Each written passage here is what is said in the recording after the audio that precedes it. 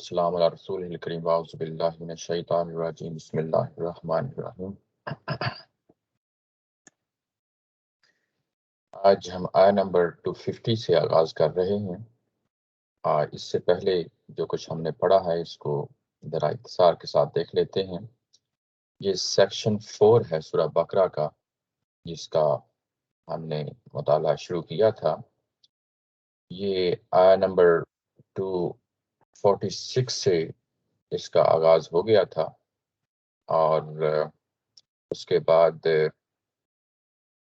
اس میں جو مضامین ہیں وہ وہی ہیں جو ہم پیچھے پڑھ آئے ہیں۔ یہ کہ قتال کے حوالے سے اور انفاق فی سبیل اللہ کے حوالے سے یہ سارے مضامین ہیں جن کا ہم مطالعہ کر رہے ہیں۔ اس میں جو اہم واقعہ ہے جس کی بنیاد پہ مسلمانوں کو ابھارا جا رہا ہے، یہ حضرت سیمول نبی ہیں جو حضرت موسیٰ علیہ السلام کے بعد تقریباً 300 سال بعد آتے ہیں، اور اس زمانے تک بنی اسرائیل میں زوال کا دور ہے۔ اس زوال کے دور میں اخلاقی طور پہ یہ قوم گر چکی ہے۔ ان کے اندر پست ہمتی، ان کے اندر ایمان مذہب سے دوری، یہ ساری ان کے اندر کوتاہیاں پائی جاتی ہیں۔ دوبارہ اس قوم نے اٹھنا ہے۔ حضرت سیمول علیہ السلام آتے ہیں اور اس قوم کے اندر دعوت کا آغاز کرتے ہیں۔ ان کے اندر پھر سے ایک زندگی کی لہر پیدا ہوتی ہے، کیونکہ یہ لوگ وہ لوگ ہیں جن کو ان کے علاقوں سے بے دخل کر دیا گیا تھا، اور اس کے بعد انہوں نے واپس آنا ہے، اسی علاقے میں واپس آنا ہے جس علاقے کے لیے ان کو منتخب کیا گیا تھا۔ بنی اسرائیل کو ایک علاقہ دیا گیا تھا، جس طرح بنی اسماعیل کو ایک علاقہ دیا گیا ہے، وہ ہے جزیرہ نما عرب۔ ایسے ہی فلسطین اور فلسطین کا ارد گرد کا علاقہ ایک زمانے میں بنی اسرائیل کو اللہ تعالیٰ کی ذات نے دیا تھا، تاکہ اس کو مرکز مان کر دنیا کی طرف دعوت دیں۔ ایسے ہی جیسے جزیرہ نما عرب میں بنی اسماعیل کو علاقہ دیا گیا ہے، اس کو مرکز مان کر دنیا کی طرف دعوت دیں، اسلام کی دعوت دیں، دین کی دعوت دیں۔ یہ علاقہ جو بنی اسرائیل کا علاقہ تھا ان کے ہاتھ سے نکل چکا تھا۔ ان کو دوبارہ اٹھانے کے لیے یہ سب کچھ کیا جا رہا تھا، اور جس طریقے سے ان کو اٹھایا گیا ہے وہ ہو بہو وہی صورتحال اس وقت مسلمانوں کے ساتھ درپیش ہے۔ مسلمانوں کے ہاں بھی ایک نبی آ چکے ہیں، ان کو بھی گھروں سے نکالا جا چکا ہے۔ اب وہ علاقہ واپس لینا ہے ان لوگوں سے جو مشرکین مکہ ہیں، جو ابراہیم علیہ السلام کی جو خانہ کعبہ بیت اللہ یہ جو مسجد ہے، مسجد حرام، اس کو دوبارہ سے واپس لینا ہے اس کے لیے۔ اور یہ جو بتایا گیا کہ کیا کیا وجوہات ہیں، وہاں ہمیں یہ بھی بتایا گیا کہ یہاں پہ فتنہ پایا جاتا ہے، اور اس کے ساتھ ساتھ جب یہ جنگ شروع ہو جائے تو یہ ہتھیار نہیں ڈالے جائیں گے جب تک سارا کا سارا دین اس پورے علاقے میں اللہ کے لیے ہو جائے۔ یہ وہ بیک گراؤنڈ ہے جس کے ساتھ ہم یہ ساری چیزیں دیکھ رہے ہیں، اور یہ جو واقعہ ہم پڑھ رہے ہیں اس میں یہ دیکھا ہم نے کہ کچھ لوگ جو خالصتاً جو اللہ تعالیٰ کی ذات پہ ایمان لائے تھے، آخرت پہ ایمان لائے تھے، وہ بہت تھوڑے لوگ رہ گئے تھے۔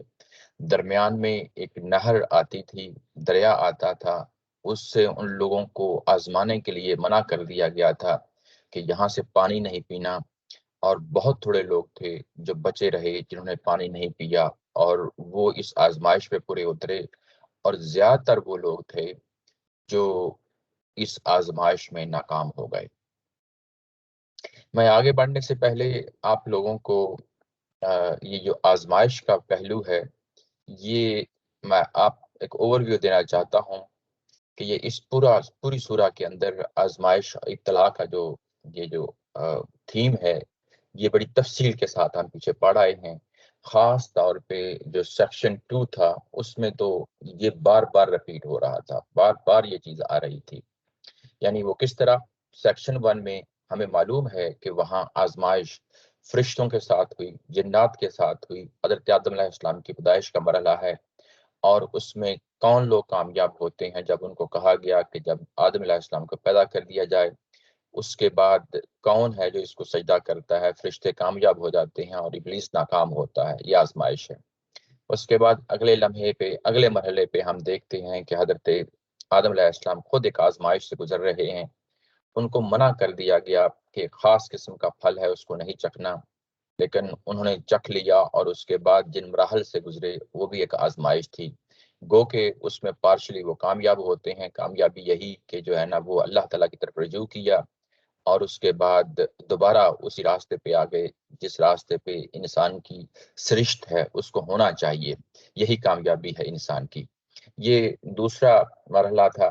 تیسرے مرحلے میں ہمارے سامنے خاص طور پہ جو ابراہیم علیہ السلام ہیں، ان کے حوالے سے ہمیں معلوم ہے کہ ان کو بھی آزمایا گیا۔ ان کو آزمایا گیا، ان کی جو اولاد تھی، اکیلی اولاد تھی اس وقت، اسماعیل علیہ السلام، ان کی قربانی کے لیے ان کو کہا گیا کہ آگے بڑھیں اور قربان کریں اپنی اولاد کو، اور وہ مرحلہ ان کے لیے بڑا مشکل مرحلہ تھا، اور اس مرحلے میں وہ کامیاب ہوتے ہیں۔ ایسے ہی آگے بڑھتے ہیں سیکشن 2 کے اندر ہی، جب مسلمانوں کو ایک سٹیج پہ یہ کہہ دیا گیا کہ تم قبلہ کی طرف منہ کر کے نماز پڑھو، یہ مکی دور ہے۔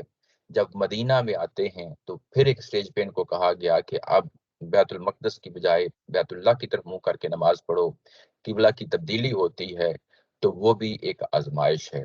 اب وہ جو پہلا حکم تھا اس کی بجائے اب جو دوسرا حکم آیا ہے، تو وہاں اللہ تعالیٰ کی ذات نے یہ بتایا کہ یہ جو کام میں نے کیا ہے یہ صرف اس لیے کیا ہے کہ کون ہے جو اس رسول کی اتباع کرتا ہے، الا لنعلم من یتبع الرسول، میں دیکھنا چاہتا ہوں کہ کون ہے جو اس رسول کی اتباع کرتا ہے۔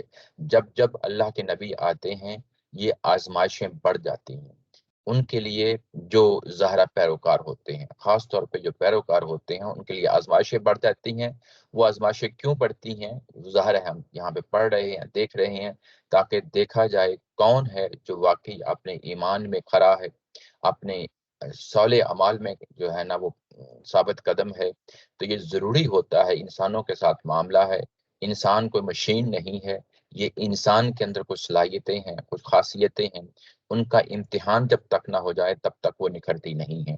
تو یہی وہ چیز ہے جس میں انسانوں کو آزمایا جاتا ہے، اور آزمانے کے بعد دیکھا جاتا ہے کہ یہ کس قدر جو ہیں یہ اس قابل ہیں کہ یہ ایمان کا دعوے میں سچے ہیں یا نہیں سچے۔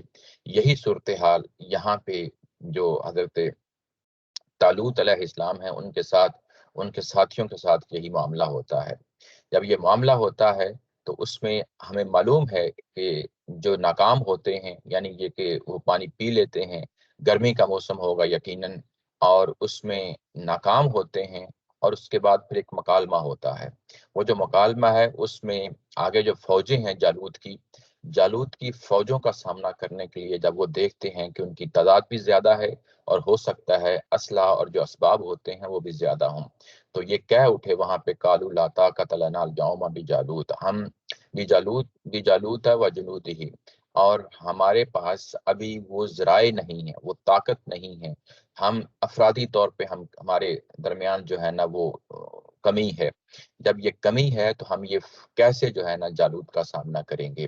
اس کے جواب میں وہ لوگ جنہوں نے ظاہر ہے صاحب ایمان تھے، ہر طرح کی آزمائش میں پورے اترے، اور اس کے بعد طالوت کا ساتھ دیا، حضرت سیمول کا ساتھ دیا، وہ پکار اٹھتے ہیں کہ کتنے ہی تھوڑے لوگ ہیں جو بہت سارے لوگوں پہ میدان جنگ پہ غالب آ جاتے ہیں اللہ کے حکم کے ساتھ۔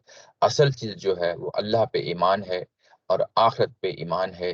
جب یہ ایمان مضبوط ہوتا ہے تو اس کے بعد جب یہ لوگ میدان جنگ میں اترتے ہیں تو اللہ تعالیٰ کی ذات بھی ان کو نوازتی ہے، ان کے صبر کو جو ہے نا وہ ان کے لیے ارزانی کرتی ہے، عام کرتی ہے، تاکہ وہ ثابت قدمی کے ساتھ اس میدان جنگ میں دشمنوں کا مقابلہ کر سکیں۔ اس کے بعد آیا 250 جس کا آج ہم نے سٹارٹ کرنا ہے، وہ یہ ہے کہ وَلَمَّا بَرَزُوا لِجَالُوتَ وَجُنُودِهِ، اب دونوں فوجوں کا آمنا سامنا ہوتا ہے۔ برازو کا مطلب ہوتا ہے مٹ بھیڑ ہونا، آمنا سامنا ہونا۔ جب دونوں فوجوں کا آمنا سامنا ہوتا ہے، اب دوسری طرف جو ہے وہ کیا ہے؟ جالوت ہے۔ اور اس کی فوجیں ہیں، اور اس طرف جو ہے جو اہل ایمان ہے طالوت ہے اور اس کی فوجیں ہیں۔ اب اس مرحلے میں یوں ہی یہ آمنا سامنا ہوتا ہے، تو وہاں پہ جو صاحب ایمان لوگ ہیں، جو طالوت کے ساتھ ثابت قدم لوگ ہیں، وہ پھر سے اپنے ایمان کا اعادہ کرتے ہیں۔ وہ کیا ہے؟ قالوا ربنا افرغ علینا صبرا، اے ہمارے رب، ہمارے اوپر صبر کو انڈیل دیجئے۔ افرق کا مطلب ہوتا ہے ایک تو، یعنی یہ اسی لفظ جو اردو میں استعمال ہوتا ہے فارق، وہاں سے بھی جو ہے نا یہ لفظ اس کا معنی یہ ہوتا ہے خالی، یعنی اس میں بھی آتا ہے۔ افرگا کا جو معنی ہوتا ہے وہ یہ ہوتا ہے انڈیلنا۔ یہ انڈیلنا کیا ہوتا ہے؟ جیسے کسی یعنی بکٹ میں، جیسے کسی کنٹینر میں پانی ہو، آپ نے اٹھایا اور اس کو خالی کر دیا، یہ اس معنی میں افرگا آتا ہے۔ تو یہاں یہ کہ ہمارے اوپر صبر کی جو ہے نا وہ بارش کر دے، یعنی ہمارے اوپر انڈیل دے۔ ہم جو ہے نا میدان جنگ میں اترے ہیں، اب اللہ کا سہارا ہے، اللہ کا جو ہے نا وہ مدد ہے، اسی کے سہارے جو ہے نا یہ اتر رہے ہیں۔ اور جب یہ اتر رہے ہیں تو سب سے پہلی جو ان کی دعا جو ہے نا وہ، جب یہ ہاتھ اٹھاتے ہیں، ان کے زبان سے جو کلمات جاری ہوتے ہیں وہ یہی ہوتے ہیں کہ اے ہمارے رب، اب جس مرحلہ میں ہم ہیں اس مرحلے میں ہمیں صبر کی ضرورت ہے، اس صبر کو وافر مقدار میں ہمارے اوپر انڈیل دے، ہمارے اوپر صبر کا فیضان جاری فرما۔ یعنی کہ ترجمے میں کیا گیا ہے صبر کا فیضان جاری فرما، یعنی صبر کو ہمارے اوپر انڈیل دے۔ وثبت اقدامنا، اور دوسری جو نا یہ دعا جو مانگتے ہیں، سب سے پہلی یہ کہ صبر ہے، اور دوسری جو ہے وہ ثابت قدمی ہے۔ ثابت قدمی اگر آپ دیکھیں اور صبر، یہ دونوں انسانی خصلتیں ہیں، یعنی انسان ہے جو اندر سے مضبوط ہوتا ہے اور اس کے بعد پھر بڑی سے بڑی مصیبت، بڑی سے بڑی مشکل کا جو ہے نا وہ سامنا کر لیتا ہے۔ اندر سے انسان جس قدر اسٹرانگ ہوگا اور اس قدر ہی جو ہے نا وہ اپنے مسائل کو، اپنی مشکلات سے سامنا کرے گا، اور اسی قوت کے ساتھ جو ہے نا اس کو کنفرنٹ کرے گا۔ یہ جو چیز ہے یعنی میدان جنگ میں اترنے کے لیے یہ ہمہ وقت سامنے رہنی چاہیے۔ یہ مسلمانوں کی خاص حیثیت ہے، یعنی جو اللہ پہ ایمان لاتے ہیں وہ ہمہ وقت، ہر وقت صبر سے کام لیتے ہیں۔ کوئی مشکل پیش آ جاتی ہے، کوئی تکلیف ہوتی ہے تو اس میں تلملا نہیں اڑتے، بلکہ وہ ہمیشہ یعنی صبر سے کام لیتے ہیں، ثابت قدمی کے ساتھ کام لیتے ہیں۔ ساتھ ان کے پاس جو اسلحہ ہوتا ہے وہ اسلحہ ایمان کا اسلحہ ہوتا ہے، آخرت پہ یقین ہوتا ہے، اللہ تعالیٰ کی ذات پہ یقین ہوتا ہے۔ جب وہ اس کے ساتھ جو ہے نا وہ ان مرحلوں کا سامنا کرتے ہیں تو وہ صبر اور ثابت قدمی کو ہمیشہ سامنے رکھتے ہیں۔ یہی وہ چیز ہے جس کے لیے ان کو بار بار یہ ظاہر ہے ان کو معلوم تھا، اور پیچھے بھی جب ابھی جنگ سٹارٹ نہیں ہوئی تھی اس وقت بھی یہی کہہ رہے تھے واللہ مع الصابرین، اپنے ساتھیوں کو سمجھانے کے لیے، اور اپنے لیے بھی یہی دعا مانگ رہے ہیں، ربنا افرغ علینا صبرا وثبت اقدامنا وانصرنا علی القوم الکافرین۔ اب جب کہ ہم میدان جنگ میں اتر آئے ہیں، اب ہمارے پاس جو بھی یعنی کہ مادی اسباب کی جن چیزوں کی ضرورت تھی وہ بھی ہم نے اپنے تئیں پورا کر لیا۔ یہ دوسرا فریق ہے وہ مادی طور پہ ہم سے زیادہ ہے، جس میں کہا گیا تھا قالوا لا طاقت لنا اليوم بجالوت وجنودہ، جس میں دوسرا فریق جو ہے وہ مادی طور پہ زیادہ ہے۔ دوسرے فریق کے پاس اسباب زیادہ ہیں، اسلحہ زیادہ ہے، گھوڑے زیادہ ہیں، افرادی قوت زیادہ ہے۔ اب ہمارے پاس جو ہتھیار ہے وہ صرف ہم تھوڑے ہیں، اس کے ساتھ ساتھ یہ کہ اللہ پہ ایمان ہے، آخرت پہ ایمان ہے، ہم اندرونی طور پہ مضبوط ہیں، صبر ہیں، ثابت قدم ہیں۔ یہ ساری چیزیں ہم نے مہیا کر دی ہیں ہمارے رب۔ جب ہم نے یہ چیزیں مہیا کر دیں تو اب تیرے حوالے کرتے ہیں، وانصرنا علی القوم الکافرین، اب ان کافروں کے مقابلے میں ہمیں نصرت عطا فرما، غلبہ عطا فرما، تاکہ اس غلبے کی بنیاد پہ ہم ان کو یعنی یہ جو چیزیں ہمارے پاس ہے اس کے ساتھ ہم ان کو شکست دے سکیں۔ یہ جو آیا 250 کے اندر وانصرنا علی القوم الکافرین آئی ہے، اور اس سے پہلے صبر کی بات ہوئی، ثابت قدمی کی بات ہوئی۔ یہ جب یہ سورہ ختم ہوتی ہے، یعنی جو آخری آیات ہیں اس سورہ کی، وہاں پہ بھی 286 میں جا کے جو ہے نا ہم دیکھیں گے، وہاں پہ مسلمان جو ہے نا ایگزیکٹلی جو مدینہ کے مسلمان ہیں، جو صحابہ کرام ہیں، وہ یہی دعا مانگ رہے ہیں، کیونکہ ان کے سامنے اس وقت میدان بدر ہے جو سامنے آ گیا ہے۔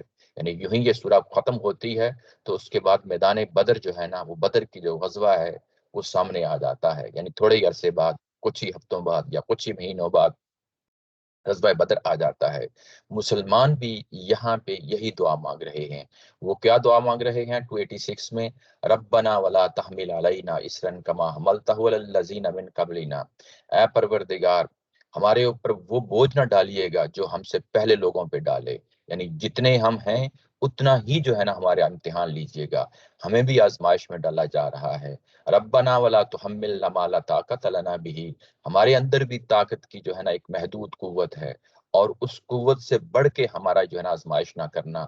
وقف عنا، ہمیں معاف کر دینا، وقفر لنا، اور ہمارے گناہوں کو معاف کر دینا، ورحمنا، اور ہمارے ساتھ رحمت کا معاملہ کرنا، انت مولانا فانصرنا علی القوم الکافرین، تو ہی ہمارا مولا ہے، تو ہی ہمارا رب ہے۔ اب ہم چونکہ میدان جنگ کی طرف جا رہے ہیں، اور تو نے ہی ہمیں جو ہے نا یہ نصرت دینی ہے۔ یہ مسلمانوں کے اگر آپ دیکھیں تو یہ آخری جو آیا ہے انت مولانا فانصرنا علی القوم الکافرین، ایگزیکٹلی یہاں پہ بھی اگر آپ دیکھیں 250 کے اندر جو ابھی ہم پڑھ رہے ہیں آیا، اس کے اندر بھی یہی الفاظ ہیں وانصرنا علی القوم الکافرین، یعنی یہی وہ جو مرحلہ ہے جو حضرت طالوت علیہ السلام کا، یہی آگے چل کے مسلمانوں کے ساتھ بدر میں پیش آتا ہے، اور یہی الفاظ مسلمانوں کی زبان پہ آ جاتے ہیں۔ اور جب انہوں نے یہ سب کچھ مہیا کر دیا، یعنی جو اسباب مہیا کرنے تھے وہ بھی اسباب مہیا کر دیے۔ جنگیں جو ہے وہ خالی ہاتھ نہیں لڑی جاتی، وہ ہمیشہ اس کے لیے کچھ نہ کچھ اسباب مہیا کرنے پڑتے ہیں۔ جب آپ کچھ اسباب جو ہے نا مہیا کر دیتے ہیں، اگر اس کے اندر کمی ہوتی ہے اور لڑنے والے اہل ایمان ہوتے ہیں تو وہ کمی جو ہے وہ ایمان کی قوت سے پوری ہو جاتی ہے۔ ایمان ایک طرف اللہ تعالیٰ کی ذات پہ ایمان ہوتا ہے، آخرت پہ ایمان ہوتا ہے، زندگی کوئی مستقل زندگی نہیں ہے، اگر مر بھی گئے، فوت بھی ہو گئے، شہید بھی ہو گئے تو اس کے بعد اللہ تعالیٰ کی ذات ہی کے پاس جانا ہے۔ اور اس کے بعد جب ایمان کو مضبوط کر لیا ایک طرف، دوسری طرف اپنی شخصیت کے اندر جو ثابت قدمی ہے اور صبر ہے اس سے کام لے لیا۔ جب آپ میدان جنگ میں اترتے ہیں تو پھر اللہ کے سہارے اترتے ہیں، جب یہ اللہ کے سہارے پہ اترے ہیں تو فَهَزَمُوهُمْ بِإِذْنِ اللَّهِ، تو اس کے بعد ان کی یہ دعائیں قبول ہوئیں اور انہوں نے شکست دی۔ کن کو شکست دی؟ اپنے دشمنوں کو شکست دی۔ فَحَزَبُهُمْ کا مطلب یہ ہے کہ انہوں نے شکست دی، کن کو؟ اپنے دشمنوں کو شکست دی بِإِذْنِ اللَّهِ۔ یہ سب کچھ اللہ کے ذریعے سے ہوا، اللہ کے اذن سے ہوا، اللہ کی توفیق سے ہوا، اللہ کی توفیق سے ہوا۔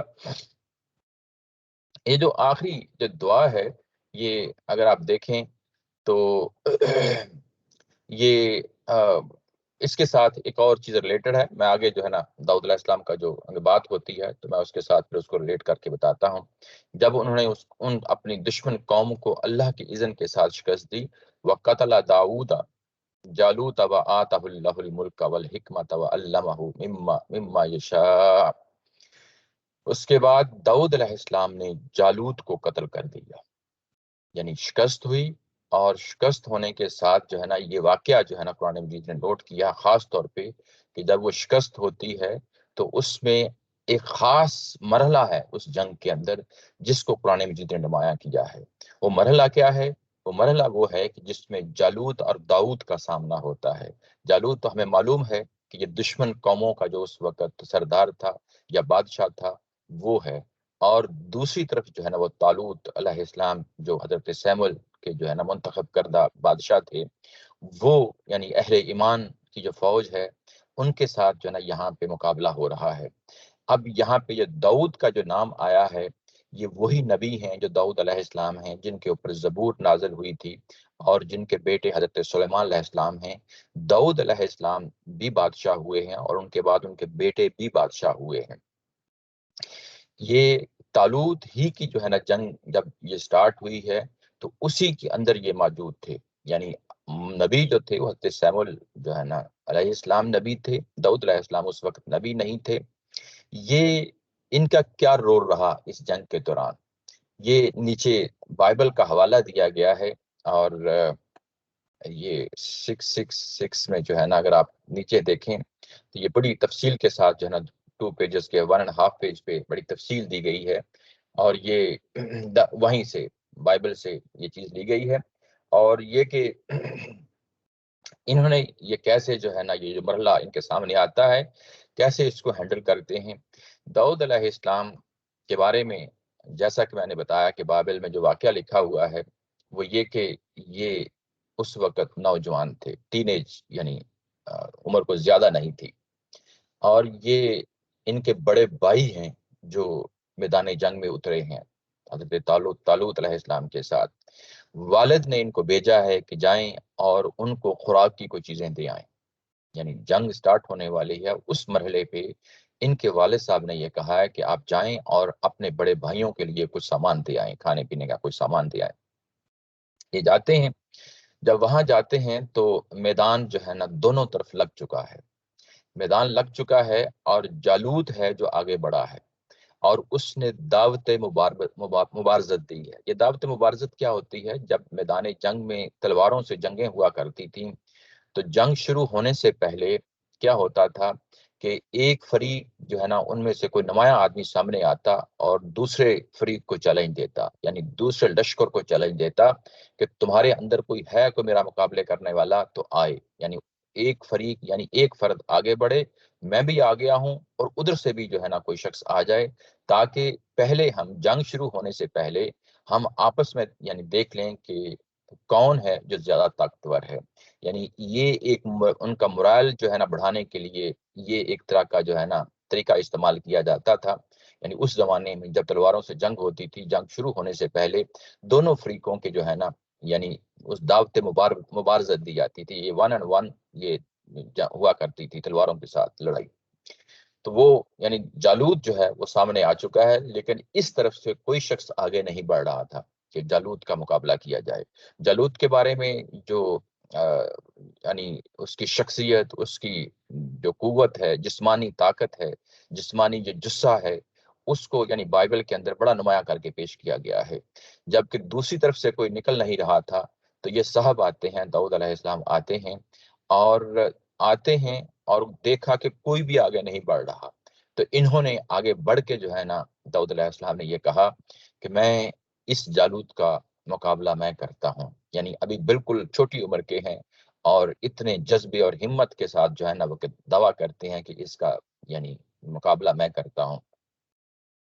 اور پہلے تو یعنی یہ لکھا ہے کہ حضرت سیمول جو نبی ہیں انہوں نے، یا حضرت طالوت جو وہاں پہ موجود ہیں، انہوں نے اس کو قبول نہیں کیا، یعنی اس کو قبول نہیں کیا، یعنی یہ کہ یہ عمر میں چھوٹے ہیں اور یہ مقابلہ نہیں کر سکتے، لیکن ان کی ہمت کو دیکھ کے، ان کی جانبازی کو دیکھ کے، ان کی جو ہے نا ثابت قدمی اور صبر کو دیکھ کے، یہ ساری جو صلاحیتیں ہیں ان کو دیکھ کے انہوں نے اجازت دے دی، اور انہوں نے فوری اسی وقت جو ہے نا وہ اپنا جو آہنی جو لوہے کا لباس ہوتا ہے وہ پہنا ہے، اور لباس پہننے کے بعد اس کے بعد جو بھی اسلحہ دستیاب تھا وہ لیا اور آگے بڑھے ہیں۔ آگے بڑھنے کے بعد یہ دعوت مبارزت قبول کرتے ہیں چیلنج کو، اور آپس میں جو ہے نا وہ گتھم گتھا ہو جاتے ہیں، لڑائی ہونا شروع ہو جاتی ہے دونوں کی، یعنی یہ 1 on 1 ہے ہو جاتی ہے۔ اس دوران جو ہے نا ابھی تک کوئی یعنی پروگرس نہیں ہوتی، داؤد علیہ السلام پیچھے ہٹتے ہیں، اور ان کے ہاتھ میں یعنی ایک گلیل نما ایک ٹول ہوتا تھا اس زمانے میں جو جنگوں میں کام آتا تھا، اس کو فلاخن کہتے تھے۔ یہ یعنی گلیل نما جو کہہ رہا ہوں تو یہ کیا ہے، اس کے اندر ایک پتھر ڈالا جاتا تھا، اور اس کے بعد اس کو اس طریقے سے نشانہ کیا جاتا تھا کہ فریق مخالف پہ کسی ایسی جگہ پہ جا کے لگے کہ کم از کم جو ہے نا فریق مخالف بے بس ہو جائے۔ اور بالکل یہی صورتحال انہوں نے پیچھے ہٹ کے فلاخن کو استعمال کیا ہے، اور وہ اس طریقے سے جالوت کے سر پہ لگا ہے کہ جالوت نیچے گر جاتا ہے، یعنی اس پتھر لگنے کی وجہ سے سر سے نیچے گر جاتا ہے۔ داؤد علیہ السلام آگے بڑھتے ہیں، اور وہ جو تلوار اس کے ہاتھ میں تھی، جالوت کے ہاتھ میں تھی، اسی کو پکڑتے ہیں اور اسی سے جالوت کو قتل کر دیتے ہیں۔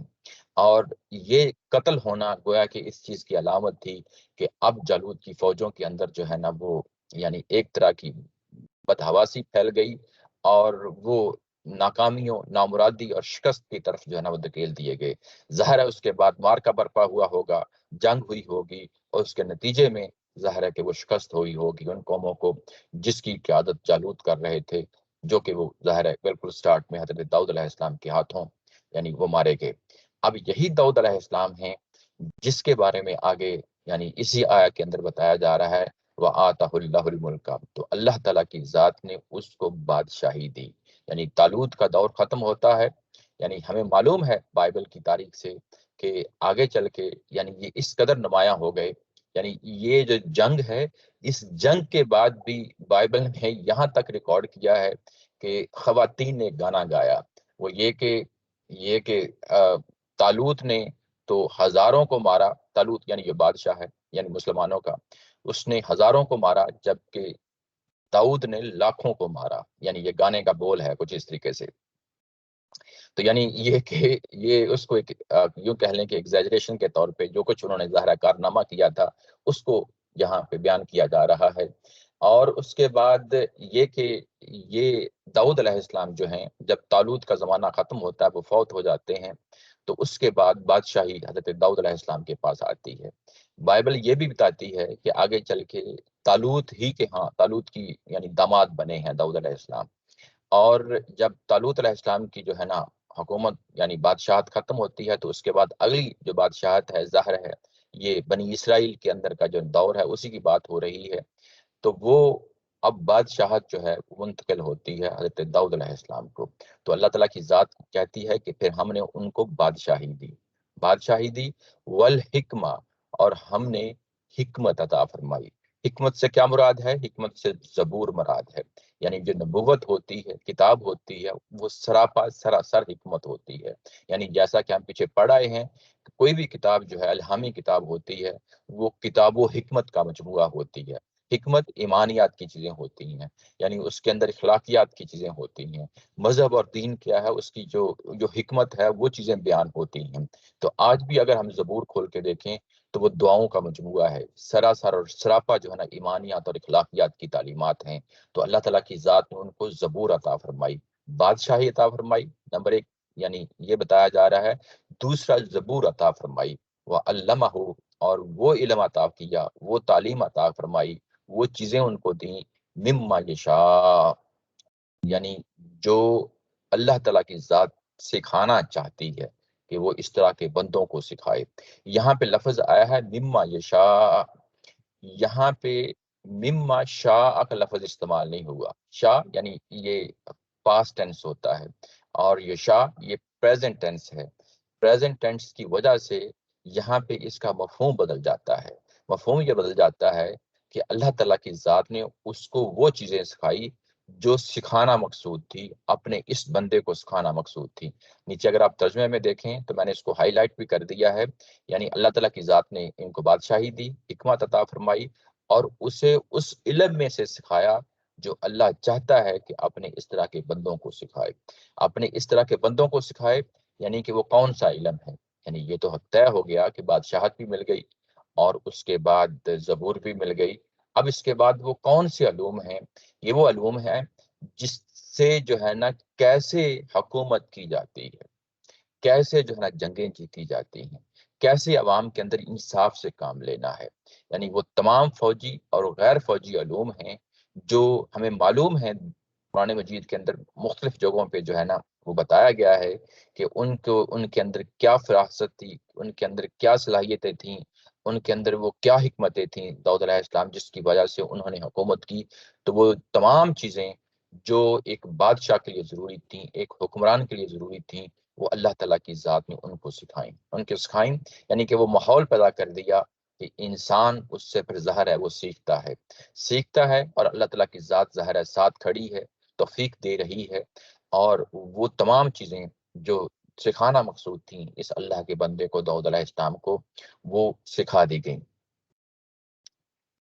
اچھا یہاں پہ یہ کہ داؤد علیہ السلام نے جالوت کو جو مارا ہے تو اس وقت جو زبان داؤد علیہ السلام کی زبان پہ جو الفاظ جاری ہوئے ہیں وہ یہ نیچے میں نے ہائی لائٹ کیا ہے، یہ سیمول کی جو کتاب ہے بائبل کی اسی کے اندر جو ہے نا یہ لکھا ہوا ہے، اور یہ ساری جماعت جان لے کہ خداوند تلوار اور بھالے کے ذریعے سے نہیں بچاتا، یعنی جو ہتھیار ہوتے ہیں ان کے ذریعے سے نہیں بچاتا، یہ داؤد علیہ السلام کے الفاظ ہیں۔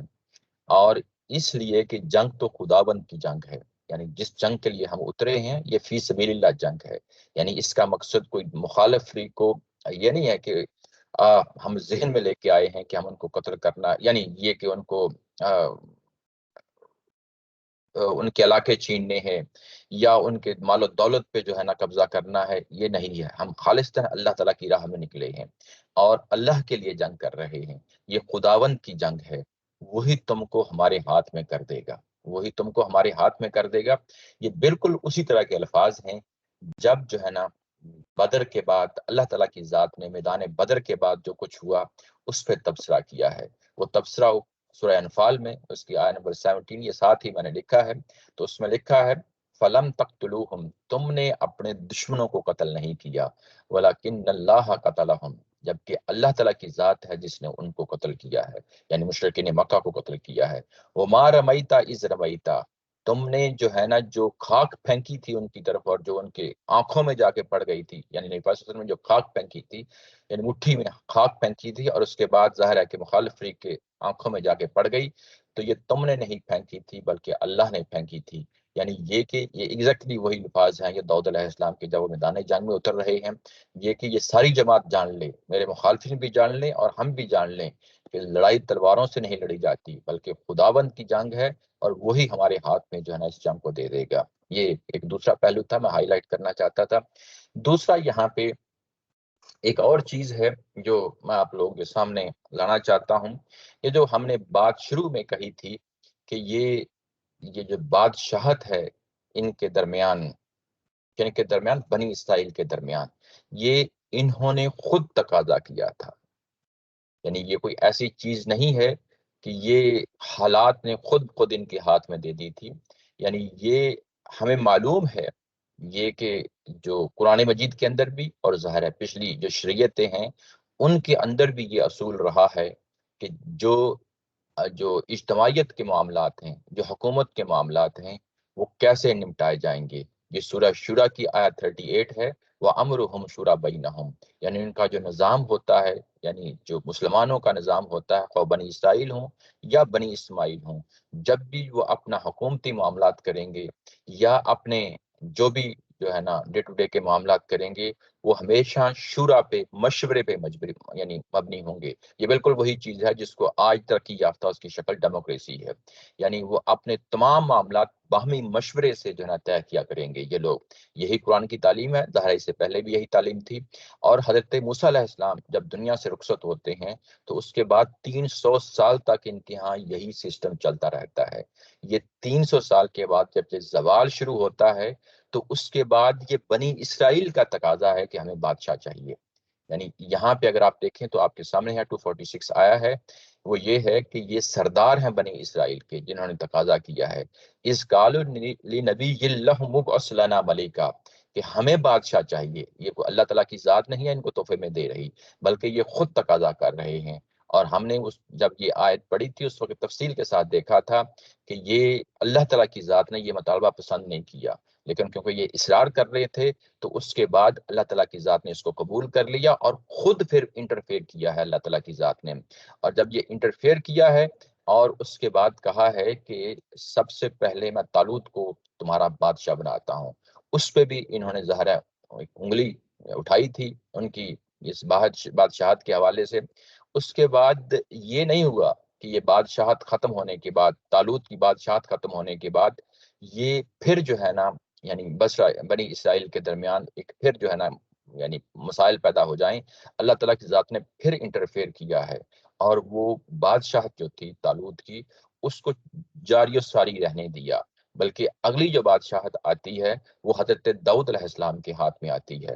اور یہ بھی معلوم ہے کہ داؤد علیہ السلام جو ہیں ان کو یہاں بتایا جا رہا ہے، یہ بتانے کا مقصد یہی ہے کہ یہ بنیادی طور پہ نبی کا ایک معاملہ ہے، بادشاہت کا معاملہ ہے، اور یہ بادشاہت جو دی جا رہی ہے یہ وہ نبی ہیں جو شریعت کے مطابق، ظاہر ہے شریعت یہی ہے کہ لوگوں کے معاملات لوگوں کے صلاح مشورے سے جو طے پائے جائیں گے۔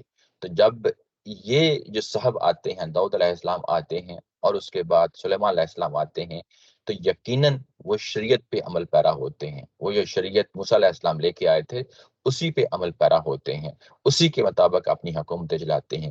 گو کے ٹائٹل کے طور پہ بادشاہ کہلائے ہیں، لیکن عملاً جو ہے انہوں نے زندگی کے جو معاملات ہیں انہوں نے ایسے ہی چلائے ہیں، یعنی یہ کہ لوگوں کے صلاح مشورے سے چلائے ہیں، لوگوں پہ اپنی بادشاہت کو مسلط نہیں کیا۔ جب سلیمان علیہ السلام کا دور آتا ہے، 3 نسلوں کا دور ہے، 3 نسلیں کافی ہوتی ہیں تاکہ لوگوں کے درمیان ٹریڈیشنز جو ہیں نا وہ اسٹیبلش ہو جائیں، روٹس پکڑ لیں۔ اور اس کے بعد جب اگلی حکومت آتی ہے تو جو اگلی حکومت ہوتی ہے وہ تو ہوتی بادشاہت ہی کی حکومت ہے، یعنی وہ حضرت سلیمان علیہ السلام کے بیٹے ہیں، لیکن ہوتا یہ ہے کہ بادشاہوں کے جو رنگ روپ ہوتے ہیں وہ جلد ہی آنا شروع ہو گئے اور اس کے بعد یہ خانہ جنگیوں کا شکار ہو گئے، اور ایک عرصے تک جو ہے نا یہ خانہ جنگیوں کا شکار رہے۔ پھر ان کی حکومت ایک حکومت نہیں رہی بلکہ ایک سے زیادہ حکومتوں میں تقسیم ہو گئی۔ پہلے 2 حکومتوں میں تقسیم ہوئی، ایک حکومت اسرائیل کہلائی، دوسری جو ہے یہودا کے نام سے کہلائی۔ اس کے بعد یہ خانہ جنگیاں رکی نہیں بلکہ جاری و ساری رہیں، اور بڑے عرصے تک جو ہے ان کے ہاں خون خرابہ ہوتا رہا۔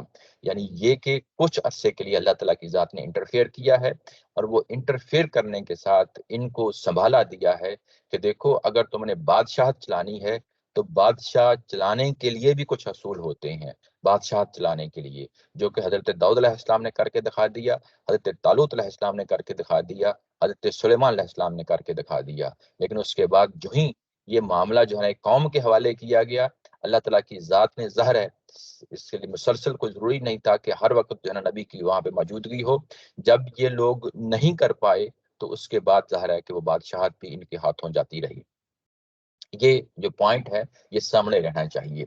اس کے بعد یہ کہ یہ جو فتح ہوئی ہے یہاں پہ اور دوسرے فریق کو شکست ہوئی ہے، تو اس میں اگلا جو آیا کا حصہ ہے کہ وَلَوْلَا دَفْعُ اللَّهِ النَّاسَ بَعْضَهُمْ بِبَعْضٍ، اگر اللہ تعالیٰ کی ذات ایک دوسرے کے ذریعے سے نہ ہٹاتی رہتی، بعضهم ببعض کا مطلب ہوتا ہے بعض کو بعض کے ذریعے سے، یعنی ایک دوسرے کے ذریعے سے نہ ہٹاتی رہتی، کس چیز سے نہ ہٹاتی رہتی؟ یعنی یہی کہ ان کی جو حکومتیں ہوتی ہیں، جو ان کی طاقت قوت اختیار ہوتا ہے زمین کے اندر، وہ جب فساد برپا کرنے پہ لوگ آ جاتے ہیں تو یہ اللہ تعالیٰ کی سنت ہے، اس کا پھر ظہور ہوتا ہے۔ وہ سنت کیا ہے؟ لا فسادت الارض، یعنی اللہ تعالیٰ کی ذات جو ہے وہ لوگوں کو نہ ہٹاتی رہتی ایک دوسرے کے ذریعے سے تو زمین فساد سے بھر جاتی۔ یہ جس طریقے سے یہ سٹیٹمنٹ آئی ہے، یہ سٹیٹمنٹ ایک اصولی سٹیٹمنٹ ہے کہ یعنی اللہ تعالیٰ کی ذات کیا کرتی ہے کہ وہ ایک دوسرے کے ذریعے سے لوگوں کو ہٹاتی رہتی ہے، یعنی حکومتوں کو ایک دوسرے کے ذریعے سے ہٹاتی رہتی ہے، اور اگر نہ ہی ہٹاتی تو زمین فساد سے بھر جاتی۔ لا فسادت الارض ولیکن اللہ ذو فضل علی العالمین، تو اللہ تعالیٰ کی ذات فضل کرتی ہے، وہ فضل والی ہے، عنایت والی ہے، اور وہ انسانوں پہ فضل کرتی ہے۔ یہ جو سٹیٹمنٹ ہے یہ ظاہر ہے جیسا کہ میں بتا رہا ہوں کہ یہ اللہ کی سنت کا یہاں پہ ایک خاص پہلو ہے جو بتایا جا رہا ہے، یعنی یہ کہ زمین جو ہے وہ انسانوں سے بھرپور ہے، انسان آپس میں لڑتے رہتے ہیں، اور لڑتے رہتے ہیں تو یہ حکومتیں بعض اوقات اس حد تک پہنچ جاتی ہیں کہ وہ سرکشی کر دینا شروع کر دیتی ہیں، دوسری قوموں کو دبانا شروع کر دیتی ہیں۔ جب ان کی سرکشی ظلم عدوان بڑھ جاتا ہے، ایک حد تک تو اللہ تعالیٰ کی ذات جو ہے نا وہ کرنے دیتی ہے، لیکن اس کے بعد پھر جو ہے حالات بدل جاتے ہیں، یعنی یہ کوئی دوسری قوم اٹھتی ہے اور پچھلی قوم جس نے فساد ظلم سے بھر دیا تھا، زمین پھر جو ہے نا وہ اپنی امن اور سکون کی حالت پہ چلی جاتی ہے۔ یہاں پہ العالمین کا لفظ آیا ہے، الناس کا لفظ نہیں آیا۔ عالمین کا لفظ یہ خود بتاتا ہے کہ یہ ایک عمومی اصول ہے، عالمین یعنی تمام دنیا والوں پر۔ یہ آج بھی اصول اپلائی ہو رہا ہے، اس وقت بھی یہی اصول اپلائی ہو رہا تھا۔ آج بھی اگر آپ دیکھیں ہمارے دور میں جتنی جنگیں ہوتی ہیں، پچھلے 100 سال میں جو کچھ بھی ہوا ہے، کبھی ایسا نہیں ہوا کہ اگر ایک علاقے میں ظلم و عدوان ہو رہا ہے تو وہ ہمیشہ سے ہوتا رہے، کسی نہ کسی سٹیج پہ جا کے اس کا یعنی کچھ اور نتائج جو ہے نا وہ سامنے آ جاتے ہیں۔ تو ایسے ہی اللہ تعالیٰ کی ذات جو ہے وہ انسانوں کے درمیان ایک طرح کا توازن قائم رکھتی ہے تاکہ زمین کے اندر ایسا نہ ہو کہ انسان اس کو اپنے ظلم سے، اپنے فساد سے اس کو بھر دیں۔ یہ جو آیا ہے یہاں پہ حصہ ہے وَلَوْلَا دَفْعُ اللَّهِ النَّاسَ بَعْضَهُمْ بِبَعْضٍ، یہ جب مسلمانوں کو بالکل سٹارٹ میں یعنی جب مدینہ پہنچتے ہیں سورہ حج کے اندر، تو وہاں پہ جو اذن دیا جاتا ہے، اجازت دی جاتی ہے کہ اب مستقبل میں کوئی جنگ ہوئی تو اس کے لیے یہ میدان جنگ میں اتر سکتے ہیں. یعنی سورہ حج کے اندر یہ چیز بیان کر دی گئی ہے. جب یہ چیز وہاں پہ بیان کی گئی اور اس میں یہ بتا دیا گیا تھا کہ تم کو نکالا گیا ہے مکہ سے، تمہارے اوپر زیادتی ہوئی ہے اور تمہیں اس چیز کی اجازت دی جاتی ہے، تو اس کے پیچھے ایک وزڈم سمجھائی تھی، یعنی ایک حکمت سمجھائی تھی. جب یہ اجازت دی گئی تھی، اوپر میں نے لکھی ہے وہ آیت کیا ہے، وہ آیت ایگزیکٹلی یہی آیا ہے. اگر آپ دیکھیں تو وہ بھی یہیں سے سٹارٹ ہوتی ہے، وَلَوْلَا دَفْعُ اللَّهِ النَّاسَ بَعْضَهُمْ بِبَعْضٍ. اگر اللہ تعالیٰ کی ذات بعض لوگوں کو بعض کے ذریعے سے، ایک دوسرے کے ذریعے سے رفع نہ کرتی، نہ ہٹاتی، تو کیا ہوتا؟ لَهُدِّمَتْ، تو گرا دیے جاتے. سوا میں کیا ہوتا ہے؟ یہ خانقاہیں ہیں، یہ مناسٹریز جو جس میں مونکس جو ہے نا، ننس، یعنی جو بھی ان کی طریقہ کار ہے، ریچولز ہیں، اس کو ادا کرتے ہیں، تو وہ گرا دیے جاتے. وبیا کیا لفظ آیا ہے؟ بیا کیا لفظ ہے؟ یہ چرچز کو کہا جاتا ہے، گرجوں کو کہا جاتا ہے، وہ گرا دیے جاتے. وہ صلوات کا لفظ آیا ہے، یہ سیناگاگ ہیں، یہودیوں کی جو عبادت گاہیں ہیں اس کے لیے ہے. وہ مساجد، اور اس کے بعد مسجدیں مسلمانوں کی مسجدیں. یعنی یہ کہ اگر اللہ تعالیٰ کی ذات ایک کو دوسرے کے ذریعے سے نہ ہٹاتی تو کیا ہوتا؟ تو اس کے بعد یہ خانقاہیں، یہ گرجے، یہ سیناگاگز، یہ مسجدیں بھی قائم نہ رہتی، جن سب کے اندر، یعنی ان سب کے اندر جو ہے، یعنی خواہ وہ خانقاہیں ہوں، خواہ وہ گرجے ہوں، خواہ وہ کنیسے ہوں، خواہ وہ مسجدیں ہوں، ان سب کے اندر تو اللہ ہی کا تو نام لیا جاتا ہے. یذکروا فی اسم اللہ کثیرا، یعنی ان سب کے اندر جو ہے اللہ ہی کا نام لیا جاتا ہے. اور جب اللہ ہی کا نام لیا جاتا ہے تو اگر جو ہے نا یہ اللہ تعالیٰ کی یہ جو سنت ہے کہ لوگوں کو ایک دوسرے کے ذریعے سے ہٹایا جاتا ہے، جب ہٹایا جاتا ہے، کیوں ہٹایا جاتا ہے؟ اس کی وجہ یہ بتائی گئی ہے کہ زمین میں فساد برپا ہو جاتا. تو یہاں پہ بھی دیکھیں، یعنی قرآن مجید کے اندر آپ دیکھیں گے کنسسٹنسی ہوگی، ہر جگہ کنسسٹنسی ہوگی. یعنی مسلمانوں کو جب اجازت دی گئی تو ان کے سامنے جو وزڈم رکھی گئی، جو حکمت رکھی گئی، وہ یہی رکھی گئی تھی کہ بنیادی طور پہ تمہیں نکال دیا گیا ہے مکہ سے، نکال دیا گیا ہے. اب اس کے بعد تمہارے اوپر اگر جنگ تھوپی جاتی ہے تو تمہیں اجازت دی جاتی ہے. یہ اجازت کیوں دی جاتی ہے؟ اس لیے دی جاتی ہے کہ تاکہ زمین جو ہے وہ فساد سے نہ بھر جائے، زمین فساد سے نہ بھر جائے. یعنی یہ جو چیز ہے، زمین فساد سے نہ بھر جائے. پچھلی صدی میں کیا ہوا کہ ہمارے ہاں ظاہر ہے جب مغلوب ہو گئے، امپیریلزم کا دور تھا، تو یہ طے کرنے کی کوشش کی گئی کہ جو اسلام کے اندر جہاد کا جو تصور ہے یہ کیا چیز ہے. کیا یہ دفاعی جہاد ہوتا ہے یا اقدامی جہاد ہوتا ہے؟ اقدامی یعنی آپ نے خود آگے بڑھ کے یعنی وار کرنا ہے، دوسری قوم پہ لڑائی کرنی ہے. تو یہ کیا دفاعی جہاد ہوتا ہے یا اقدامی ہوتا ہے؟ تو بہت سارے لوگوں نے دفاعی جہاد کے طور پہ کیا کہ بھائی مذہب ہے، مذہب کی تعلیمات تو ہمیشہ جو ہے نا یہی ہونی چاہیے کہ وہ دفاعی جہاد ہوتا ہے، اس میں اقدامی جہاد کیسے ہو سکتا ہے؟ یعنی یہ بھی نقطہ نظر رہا ہے. اور بعض لوگوں نے یہ کہا کہ نہیں، اسلام کا جو جہاد ہے وہ تو اقدامی جہاد ہوتا ہے، وہ دفاعی جہاد نہیں ہوتا. قرآن مجید نے ان دونوں ٹرمز کو استعمال نہیں کیا. یعنی یہ ایک بڑی امپورٹنٹ چیز ہوتی ہے. انسان جب ایک چیز اپنے طور پہ سوچتا ہے، سمجھتا ہے، ہو سکتا ہے کہ وہ کوئی اور نتیجہ نکال لے. جب وہ اور نتیجہ نکالے گا تو اس کو ریلیٹ کرنے کے لیے ہم قرآن مجید میں جا کے دیکھیں گے کہ وہ بات کیا کر رہا ہے. قرآن مجید میں جب جا کے دیکھتے ہیں تو یہاں اس کو یعنی جہاد کے موضوع کو، اس کو اقدامی جہاد کے طور پہ یا دفاعی جہاد کے طور پہ انٹروڈیوس ہی نہیں کراتا. اس کو اس لحاظ سے انٹروڈیوس کراتا ہے کہ کہیں کوئی فتنہ برپا ہو گیا ہے، کہیں کوئی فساد برپا ہو گیا ہے. یعنی فتنہ اور فساد ہے اصل میں جو موٹیو، جو آبجیکٹو، یعنی جو ٹارگٹ ہے. یعنی جہاد کب ہوگا؟ وہ فتنہ فساد تمہارے خلاف بھی ہو سکتا ہے، یعنی کوئی قوم باہر سے آئے اور تم پہ حملہ کر دے اور تمہارے اوپر زیادتی کر دے، عدوان کر دے، ظلم کر دے، فساد کر دے، یہ بھی امکان ہے. اور اس کے بعد یہ کہ کوئی اور دوسری قوم فساد کر رہی ہے، زمین میں فساد پھیلا رہی ہے. یعنی یہ کہ یہ انسانوں کے درمیان یہ بڑی عام سی چیز ہے یعنی یہ فطری چیز ہے۔ وہ کیا چیز ہے کہ جب بھی یہ اجتماعی طور پہ کوئی اپنے لیے معاملہ کرتے ہیں انسان، تو اس وقت کیا کرتے ہیں یہ لوگ، یعنی انسان کیا کرتے ہیں جب ان کی حکومتیں بن جاتی ہیں، جب ان کی اجتماعیت بن جاتی ہے، تو یہ پولیس کا محکمہ قائم کرتی ہے تاکہ اس معاشرے کے اندر، جس معاشرے کے اندر حکومت قائم ہوئی ہے، کوئی ظلم نہ کرے، کوئی زیادتی نہ کرے، کوئی کسی کا جو ہے نا مال نہ ہتھیا لے، کسی کی جان پہ در پہ نہ ہو جائے۔ یہی تو فساد ہوتا ہے۔ یعنی اگر معاشرے کے اندر فساد ہو جائے تو گورنمنٹ اس میں پھر جو ہے نا انٹرفیئر کرے۔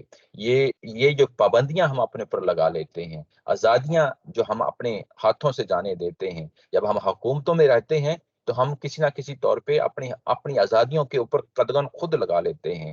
یعنی ہم کیا کرتے ہیں، کچھ چیزوں کے لیے سمجھوتا کر لیتے ہیں، ہم ٹیکس دیں گے، ہم جو ہے وہ کچھ جو کلیکٹیو رسپانسبلٹیز ہیں ہم ان کو ادا کریں گے۔ کیوں ادا کریں گے؟ اس لیے کہ ہم ایک پرسکون زندگی گزار سکیں۔ یہ کولیکٹیولی ایک معاشرے کے اندر کی ایک ضرورت ہوتی ہے۔ لیکن اگر یہی صورتحال اگر ہم قوموں کے بارے میں دیکھیں تو قومیں بھی سرکش ہو سکتی ہیں۔ جیسے ہمارے اندر کوئی مجرم پائے جا سکتے ہیں، پوری کی پوری قوم بھی مجرم ہو سکتی ہے۔ پوری کی پوری قوم اگر مجرم ہو جائے تو اس کو پھر کیسے ٹیکل کیا جائے؟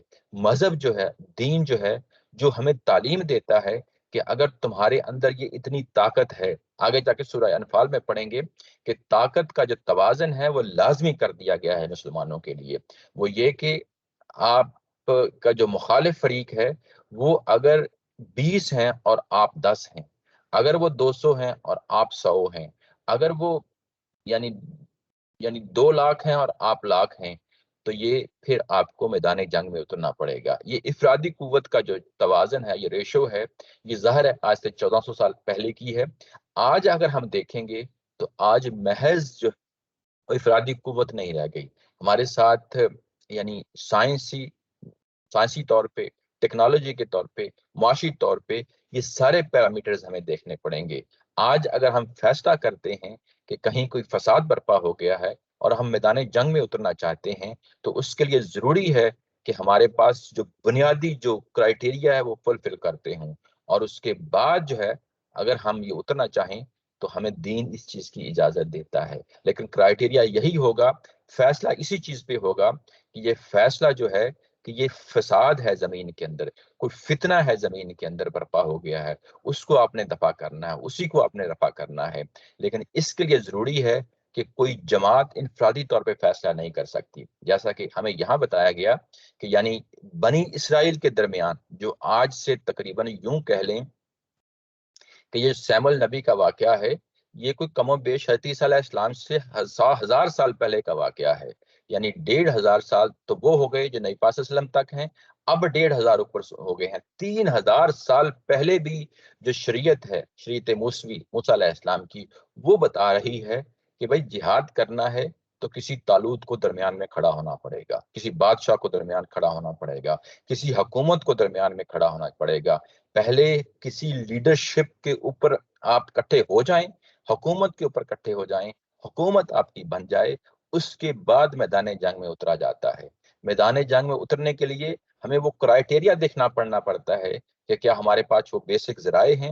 بیسک ذرائع جو ہے نا اگر ہمیں مل جائیں تو اس کے بعد ایمان کی قوت ہے، اس کے بعد آپ کی صبر ہے، آپ کی ثابت قدمی ہے، یہ ساری چیزیں کنٹریبیوٹ کرتی ہیں۔ یہ میں اس کو سمرائز کرنا چاہتا تھا کہ جہاد کیوں جو ہے، یعنی اگر ہم کریں تو اس کی کیا علت ہے، کیا وجہ ہوتی ہے کہ ہم جہاد کے نام پہ جب بھی کوئی بات کرتے ہیں تو دین کے بارے میں بالکل واضح رہنا چاہیے۔ یہ ہمیشہ حکومتیں اس کا اعلان کرتی ہیں، انفرادی طور پہ کوئی شخص، کوئی جماعت جو ہے نا اس کا اعلان نہیں کر سکتی۔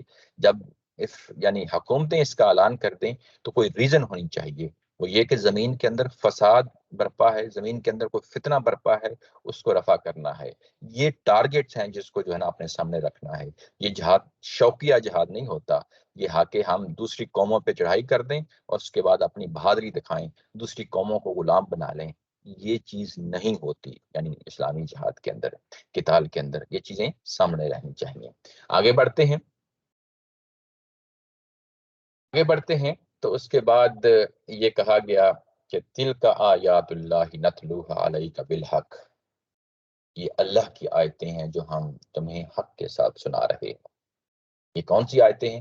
جو ابھی ہم نے پڑھی ہیں، یعنی جس میں بنی اسرائیل اپنے لیے بادشاہ کا تقاضا کرتے ہیں، طالوت علیہ السلام کو بادشاہ بنا دیا گیا ہے، اس کے بعد ان کا جنہیں آزمائش کی گئی ہے، آزمائش میں کچھ لوگ کامیاب ہوتے ہیں، کچھ لوگ ناکام ہوتے ہیں، اور اس کے بعد اللہ تعالیٰ کی اذن کے ساتھ، توفیق کے ساتھ یہ میدان جنگ سے جو ہے نا کامیاب ہوتے ہیں، سرخرو ہوتے ہیں۔ داؤد علیہ السلام بھی جو ہے نا ان کے درمیان اللہ کے نبی بن جاتے ہیں، ان کو بھی بادشاہ ملتی ہے، اور ان کو ایک اچھے طریقے سے، ایک احسن طریقے سے یعنی وہ حکومت کرتے ہیں۔ اور یہ کہ اس کے بعد یہ بتایا گیا کہ یہ اللہ کی آیات ہیں جن کو ہم آپ کے سامنے پڑھ کے سنا رہے ہیں، یعنی یہ جو اوپر پورا واقعہ ہے اس پہ تبصرہ ہے، پڑھ کے سنا رہے ہیں، بالحق، حق کے ساتھ سنا رہے ہیں، یعنی جیسا کہ وہ ہے ویسے ہی سنا رہے ہیں۔ اب یہاں پہ بندہ سوچتا ہے کہ وہ کون سی چیز ہے جو مختلف ہے، یعنی جیسے کہ وہ ہے ویسے ہی سنا رہے ہیں۔ یہ ساتھ ہی کہا کہ وَإِنَّكَ لَمِنَ الْمُرْسَلِينَ، بے شک آپ رسولوں میں سے ہیں، اللہ کے بھیجے ہوئے پیغمبروں میں سے ہیں، رسولوں میں سے ہیں۔ یہ کہ یہ آیت ہم جو آیات اوپر سنائی ہیں یہ حق کے ساتھ سنائی ہیں، یعنی جیسے کہ وہ ہوئی ویسی کی ویسی سنائی ہیں، یعنی کہ جیسا کہ وہ واقعہ ہوا ویسا جو ہے نا آپ کے ساتھ سنایا ہے۔ یہ اگر ہم کمپیئر کریں اس پورے واقعے کو بائبل کے اندر، آج بھی کمپیئر کریں تو ظاہر ہے پچھلے 1400 سال پہلے بھی یہی صورتحال ہو گئی جس کے بارے میں ظاہر ہے قرآن مجید نے تبصرہ کیا ہے۔ آج بھی اگر ہم کمپیئر کریں تو ہمیں دو واقعے جو بڑے بڑے جو ہے نا اس واقعے کے اندر مختلف شکلیں نظر آتی ہیں۔ وہ کون کون سی ہیں میں آپ کے سامنے پھر سے ہائی لائٹ کر دیتا ہوں۔ یہ استاد محترم نے تو اسی مقام پہ اس کو نوٹ کیا ہے، لیکن میں نے اس کو اس وقت مینشن نہیں کیا۔ میں نے کہا کہ جب ہم یہاں پہنچیں گے تو پھر ہم پیچھے جا کے مڑ کے اس کو واپس دیکھ لیں گے کہ وہ کون کون سی چیزیں ہیں جو مختلف ہیں، یعنی موجودہ جو بائبل ہے اس کے اندر اور جو قرآن نے اس کو بیان کیا ہے وہ چیزیں مختلف ہیں۔ وہ کیا ہیں؟ وہ یہ ہیں کہ یہاں پہ جو تابوت کا ذکر آتا ہے قرآن مجید کے اندر، وہ یہ ذکر آتا ہے کہ طالوت جو ہے وہ بادشاہ بن جاتے ہیں، اور قرآن اس کی نشانی کے طور پہ پیش کر رہا ہے۔ کس چیز کی نشانی کے طور پہ؟ کہ طالوت کو جب ہم نے بادشاہ بنا دیا، اللہ نے اس کو جو نا چن لیا، اس کے علم کی بنیاد پہ اور اس کے جسم کی بنیاد پہ اس کو چن لیا، اس کو بادشاہت دے دی۔ اور کیونکہ یہ لوگ جو سردار تھے بنی اسرائیل کے، وہ مطمئن نہیں ہو رہے تھے، تو اللہ تعالیٰ کی ذات نے ان کے سامنے ایک اور بات رکھی کہ ان کی اس بادشاہت کی وجہ سے جو تمہارے درمیان ان کو بادشاہ بنایا گیا ہے، جو تابوت تمہارا، جو صندوق تمہارا مخالف یعنی دشمنوں کے پاس پڑا ہوا ہے، وہ خود بخود چل کے آ جائے گا۔ یہ نشانی کے طور پہ اس کو آیا کا لفظ استعمال کیا اللہ تعالیٰ کی ذات نے کہ نشانی کے طور پہ تمہارے پاس آ جائے گا، یعنی اس بادشاہ کی نشانی ہے۔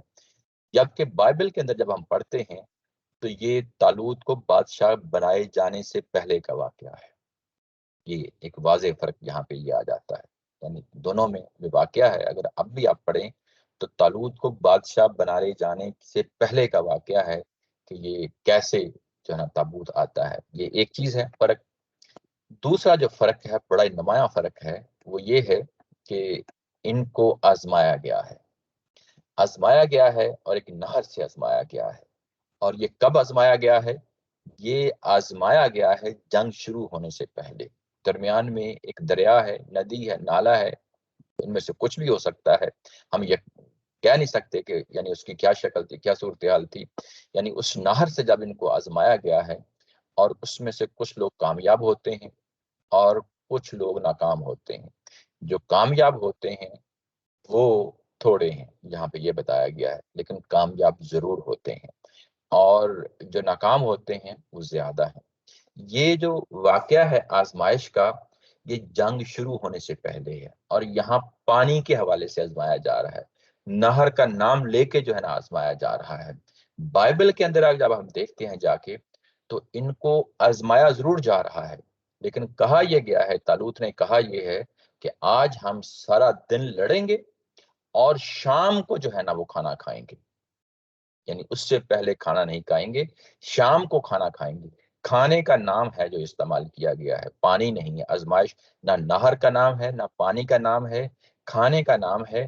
لیکن ہوا کیا ہے کہ ابھی جنگ ختم نہیں ہوئی تھی، اس کے ساتھ ہی ان کی فوج تتر بتر ہو گئی اور ساری کی ساری فوج نے جا کے کھانا کھا لیا، جنگلات میں چلے گئے، شکار کھیلنا شروع کر دیا، اور بائبل کے بیان کے مطابق سارے کے سارے سب لوگ جو ہے نا انہوں نے شام کو جا کے کھانا جو ہے نا وہ کھا لیا، یعنی وقت سے پہلے جو ان کو ٹارگٹ دیا گیا تھا اس سے پہلے نکل گئے اور جو ہے نا وہ کر لیا۔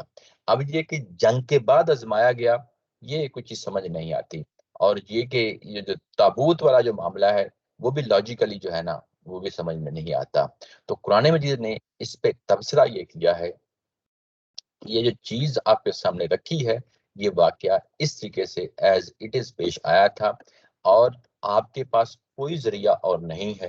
نبی پاک صلی اللہ علیہ وسلم کو مخاطب کر کے بتایا جا رہا ہے کہ وہ جو 1500 سال پہلے، جو نبی پاک صلی اللہ علیہ وسلم سے 1500 سال پہلے کا جو واقعہ تھا وہ کس طرح پیش آیا تھا، یہ صرف اور صرف آپ کو ہم وحی کے ذریعے سے بتا رہے ہیں اور ایز اٹ از بتا رہے ہیں، اور آپ یقیناً جو ہے نا اللہ کے رسول ہیں، بالکل ایسے ہی رسول ہیں جیسے اس وقت جو مخاطبین بنی اسرائیل کے لوگ ہیں، جیسے کہ اس وقت یہودی تھے، عیسائی تھے، جو مدینہ کے ارد گرد کے علاقوں میں رہنے والے تھے، جو ان کے رسول ہیں اسی طرح کے رسول ہیں، اور آپ کی گواہی کے لیے بس یہی کافی ہے کہ ان کے سامنے ان کی تاریخ کے واقعات کو کس طریقے سے جو ہے نا بیان کیا جا رہا ہے۔ ایک چیز یاد رکھیں، ایک چیز ہے تورات، ایک چیز ہے بائبل۔ بائبل کے اندر تورات پائی جاتی ہے۔ بائبل بنیادی طور پہ وہ تمام کتابوں کا مجموعہ ہے، اس کے اندر ان کی ہسٹری بھی شامل ہے۔ یہ جو سائمل کی کتاب، یعنی جو سیمول کی جو کتاب ہے ابھی ہم جو جس کا حوالہ دے رہے تھے، یہ ان کی تاریخ کی کتاب کا حصہ ہے، یہ کوئی وحی پہ مبنی کوئی وہ چیز نہیں ہے۔ پہلی 5 جو چیپٹر ہیں بائبل کے وہ تورات ہے، اس کے بعد تاریخ شروع ہوتی ہے، اور تاریخ جو ہے نا انہوں نے اس کے اندر اسی کتاب کے اندر جو ہے نا وہ درج کر دی ہے، اور ان تمام کتابوں کے مجموعے کو بائبل کہا جاتا ہے۔ تو یہ ظاہر ہے یہ تو ان کا تاریخی جو پہلو ہے اس کی یہاں قرآن مجید نے کریکشن کی ہے، اور وجہ یہ بتائی ہے کہ یہ صرف اور صرف جو ہے نا آپ کے پاس اللہ تعالیٰ کی ہی ذات ہے جو ان چیزوں کو، ان حقائق کو کھول کر تمہارے سامنے لا رہی ہے۔ اچھا، اس میں ایک اور چیز ہے بالحق کی، یعنی یہ کہ اس واقعہ سنانے کے بعد جو کہ ایز اٹ جس طرح پیش آیا تھا آپ کے سامنے رکھ دیا ہے، سنانے کے بعد جو اس سے نتائج متوقع نتائج نکالنا چاہتے ہیں، وہ متوقع نتائج کیا ہیں؟ یعنی مستقبل میں، قریب مستقبل میں یہی صورتحال جو طالوت کو پیش آئی تھی، حضرت سیمول کو پیش آئی تھی، وہی صورتحال تمہیں پیش آنے والی ہے، اور جیسے وہاں پہ جو ہے نا نتیجہ نکل آیا تھا اور ان کے حق میں نکل آیا تھا، ویسے ہی نتیجہ یہاں پہ تمہارے حق میں نکلے گا، اور یہ بھی ظاہر ہے اس بالحق کے اندر انڈائریکٹلی یہ چیز شامل ہے، یعنی یہ ثبوت کافی ہے کہ تمہاری رسالت کے طور پہ یہ چیز اس کو اس طریقے سے منوایا جائے۔ حالانکہ اس سے پہلے، یعنی جس طریقے سے قرآن مجید نے یہاں مینشن کیا ہے، اس سے پہلے ذکر ہو چکا ہے، اوپر میں نے حوالہ بھی دیا ہے، سورہ بقرہ کے اندر پیچھے پڑھا ہے، الذین آتیناہم الکتاب یعرفونہ کما یعرفون ابناءہم، جن کو ہم نے کتاب دی، تورات دی، وہ آپ کو ایسے ہی جانتے ہیں جیسے کہ اپنے بچوں کو جانتے ہیں۔ یہ پیچھے ہم پڑھائے، یعنی پیچھے یہ بہت ساری چیزیں اسٹیبلش ہو چکی ہیں۔ یہ مقامی جو یہودی ہیں، اہل کتاب ہیں، وہ اس چیز کو مان رہے ہیں، لیکن کیوں نہیں مان رہے اس رسول کو، اب اس کے بعد اس کی وجہ بتائی جائے گی، یعنی اس آیا نمبر 252 کے بعد اس کی وجہ بتائی جائے گی۔ وہ وجہ کیا ہے؟ تِلْكَ الرُّسُلُ فَضَّلْنَا بَعْضَهُمْ عَلَى بَعْضٍ مِنْهُمْ مَنْ كَلَّمَ اللَّهُ وَرَفَعَ بَعْضَهُمْ دَرَجَاتٍ، اور وہ رسول ہی تھے، یعنی تم بھی انہی رسولوں میں سے ہو، یعنی پیچھے مرسلین کا لفظ آیا ہے نا، جمع کی صورت میں آیا ہے، تو وہ بھی اللہ کے رسول تھے، یعنی وہ کون سے اللہ کے رسول تھے؟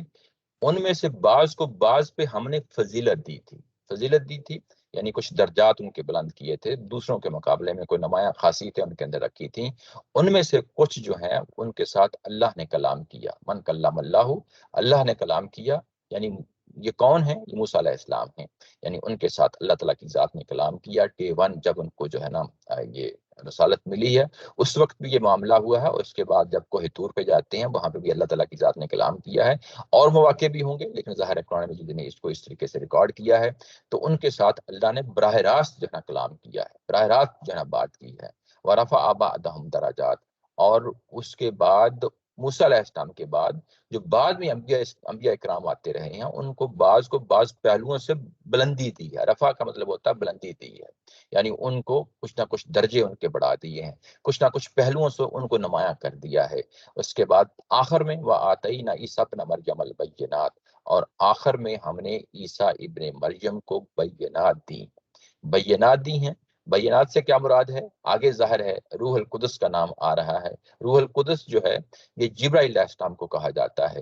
ہمارے ہاں یہ جبرائیل نام کے نام سے مشہور ہوئے ہیں، جبکہ پرانے جو الہامی کتابیں ہیں جیسے تورات اور انجیل ہے، وہاں پہ یہ روح القدس کے نام سے جو ہے نا یہ مشہور ہیں جبرائیل علیہ السلام۔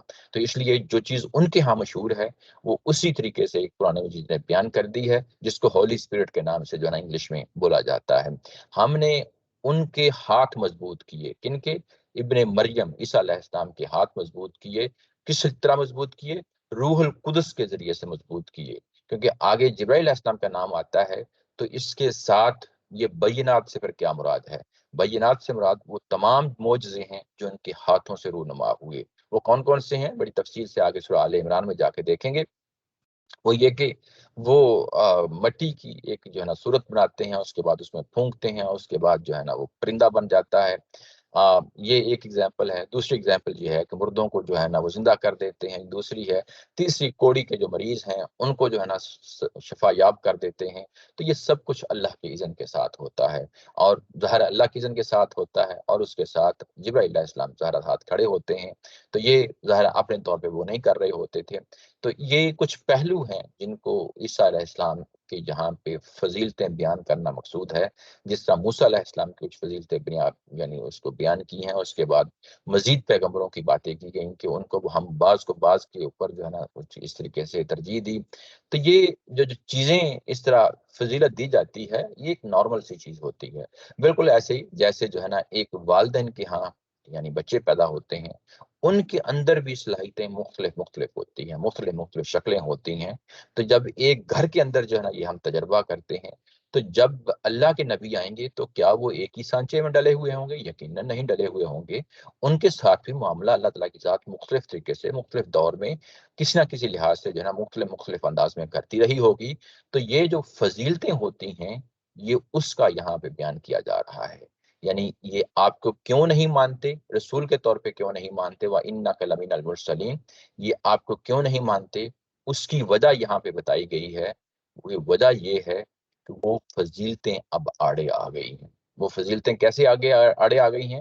یہ ایک ہوتا ہے اس طریقے سے کہ ایک شخصیت، بڑی شخصیت پیدا ہوتی ہے، اپنے اندر لوگوں کے اندر جو ہے نا وہ یعنی ایک طرح کا اعتقاد پیدا کر لیتے ہیں، ایک طرح کی تعصب پیدا کر لیتے ہیں، ایک طرح کی جو ہے نا جذباتی کیفیت پیدا کر لیتے ہیں اس شخصیت کے ساتھ۔ تو پھر اس کے بعد جب یہ چیز تعصب میں بدل جاتی ہے تو بڑا مشکل ہوتا ہے لوگوں کے لیے پھر کہ وہ اس سے نیچے اتریں۔ بڑا مشکل ہوتا ہے کہ لوگ پھر اس سے نیچے اتریں۔ یہ نیچے اترنے کا مطلب کیا ہوتا ہے؟ یعنی یہ کہ اگر میں موسیٰ علیہ السلام کو بطور رسول مان رہا ہوں تو وہ میرے ذہن میں ایک تصور ہے، ایک تصویر ہے ان کی، یوں ہی میں اس تصویر سے میں نیچے اتروں گا تو گویا کہ مجھے اس سے نیچے اترنا جو ہے وہ میرے لیے مسئلہ بن جائے گا۔ وہ تعصب ہے، وہ چیز ہے جو میرے لیے مصیبت یعنی پیدا ہو جائے گی۔ لوگ جب شخصیتوں کے ساتھ اس طریقے سے اٹیچمنٹ پیدا کر لیتے ہیں تو پھر بڑا مشکل ہو جاتا ہے ان کو کہ وہ اس سے اپنے آپ کو ڈس ایسوسیٹ کریں۔ یہی صورتحال یہاں بنی اسرائیل کے ساتھ پیش آ چکی ہے، بنی اسرائیل کے ساتھ پیش آ چکی ہے اور نصارہ کے ساتھ پیش آ چکی ہے۔ یعنی جو کچھ ان کے ہاں ان نبیوں کا اور پیغمبروں کے بارے میں جو تعلیمات پڑھی ہیں، انہوں نے جس طریقے سے تاریخی طور پہ چیزیں منتقل ہوئی ہیں اور جس طریقے سے چیزیں ان کی اٹیچمنٹ ان کے ساتھ ہو گئی ہے، اب اس کے بعد اگر کوئی اور نبی آتا ہے تو وہ اس کو ماننے کے لیے تیار نہیں ہوتے۔ وہ کیوں ماننے کے لیے تیار نہیں ہوتے؟ ظاہر ہے تعصب جو ہے نا وہ آڑے آ جاتا ہے۔ یہ انسانوں کے ساتھ ایک عجیب سا معاملہ ہوتا ہے کہ جب وہ اپنے آپ کو کسی خاص نقطہ نظر کے ساتھ، کسی خاص شخصیات کے ساتھ اٹیچ کر لیتے ہیں تو پھر اس کے بعد وہ یہ کوئی چیز نہیں رہ جاتی کہ نظریات بھی ہوتے ہیں، افکار بھی ہوتے ہیں۔ ہم نے نظریات کو دیکھنا ہے، ہم نے دلیل کو دیکھنا ہے۔ دلیل جو ہے نا وہ پریشان بھی ہو جاتی ہے۔ شخصیات ہیں جو اصل میں جو چیزیں نمایاں ہو جاتی ہیں۔ تو یہاں پہ کیونکہ آپ اللہ کے رسولوں میں سے رسول ہیں، انہوں نے کیوں نہیں آپ کو مانا؟ پیچھے کئی ایک وجوہات بیان کی ہیں، ان میں سے ایک وجہ یہاں یہ بیان کی جا رہی ہے، اس کی وجہ یہ ہے کہ یہ جب موسیٰ علیہ السلام کا نام لیتے ہیں یہ بنی اسرائیل کے لوگ، تو کہتے ہیں موسیٰ علیہ السلام تو وہ ہیں جن کے ساتھ اللہ نے کلام کیا ہے۔ عیسیٰ علیہ السلام کا نام لیتے ہیں نصارہ کے درمیان، تو عیسیٰ علیہ السلام تو وہ ہیں جن کے بڑے بڑے معجزات ہوئے ہیں، آپ نے کیا کیا ہے؟ یعنی یہ ایک کمپیریزن کی جو ہے نا دوڑ لگ جاتی ہے۔ جب اس طریقے سے چیزوں کو دیکھنا شروع کر دیتے ہیں تو دلیل جو ہے وہ پیچھے رہ جاتی ہے، تعصب ہے وہ آگے آ جاتا ہے۔ یہی تعصب جو ہے نا ان کے ہاں آڑے آیا ہے۔ جب یہ آڑے آیا ہے تو وَلَوْ شَاءَ اللَّهُ مَا اقْتَتَلَ الَّذِينَ مِن بَعْدِ مَا جَاءَتْهُمُ الْبَيِّنَاتُ، اگر اللہ چاہتا تو یہ آپس میں قتال نہ کرتے۔ یعنی اب ان کی ہسٹری بتائی جا رہی ہے، کن کی ہسٹری؟ انہی کی ہسٹری، ظاہرہ جو رسولوں کے پیروکار ہیں، اس نصارہ ہیں یا وہاں پہ بنی اسرائیل کے لوگ ہیں، یہودی ہیں، وہ بھی آپس میں قتال کرتے رہے ہیں، آپس میں لڑتے رہے ہیں، آپس میں لڑتے رہے ہیں۔ یعنی یہ کہ اللہ تعالیٰ کی ذات یہ کہتی ہے کہ اگر میں چاہتی تو یہ قتال نہ کرتے بینات آ جانے کے بعد۔ بینات آ جانے کے بعد ایک تو وہ وتیرہ ہے کہ جو بنی اسرائیل یہودیوں کا، کہ جس کی بنیاد پہ انہوں نے اپنے رسولوں کا انکار کیا، یعنی جو بعد میں بنی اسرائیل میں نبی آئے، رسول آئے، ان کا انکار کیا اور ان کے قتل پہ در پہ ہو گئے، یہ ایک پہلو ہے۔ دوسرا پہلو یہ ہے کہ جب وہ رسول چلے گئے، رسولوں کے جانے کے بعد ان کے پاس واضح کتابیں تھیں، واضح تعلیمات تھیں، یہاں بینات سے مراد کتابیں ہیں، تعلیمات ہیں، واضح تعلیمات تھیں، ان تعلیمات کو اگنور کرتے ہوئے انہوں نے قتال کیا ہے آپس میں۔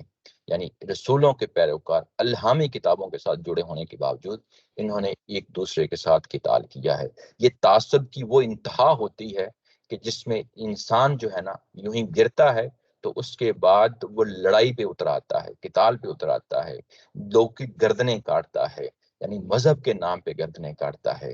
تو یہاں پہ یہ بتایا جا رہا ہے کہ اگر اللہ چاہتا تو یہ کام نہ ہونے دیتا، ان پہ جبرن جو ہے نا یہ ان پہ یہ چیز لاگو کر دیتا، لیکن اللہ تعالیٰ کی ذات ظاہر ہے انسانوں کو آزادی دیتی ہے، اختیار دیتی ہے، جو جی چاہیں وہ کریں، یہ ایک وقت تک ہی جو ہے نا آزادی ہے، اور اس آزادی کا یہ مذہبی لوگ بھی جو ہے نا آگے بڑھ کے ناجائز فائدہ اٹھا لیتے ہیں۔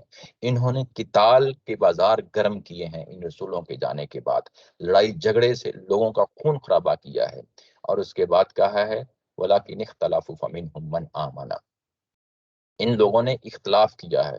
کن لوگوں نے؟ انہی لوگوں نے، انہی رسولوں کے پیروکاروں نے اختلاف کیا، جس کی بنیاد پہ جو ہے نا ظاہر ہے یہ قتال پہ پہنچ گئے۔